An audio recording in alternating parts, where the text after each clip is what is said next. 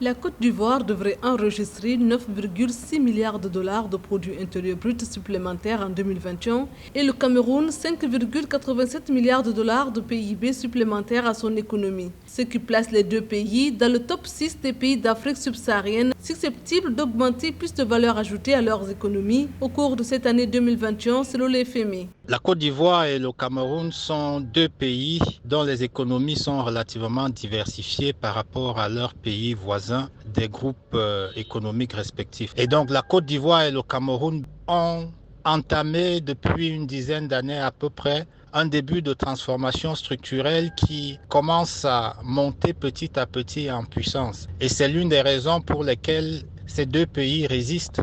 Selon des calculs de l'agence Ecofin s'appuyant sur les données publiées le 7 avril 2021 par le FMI, la Côte d'Ivoire se classe 3e derrière le Nigeria et l'Afrique du Sud. Le Cameroun, qui vient pour sa part en 6e position, devance ainsi le Ghana 7e, qui devrait ajouter 5 milliards de dollars de richesses créées à son économie.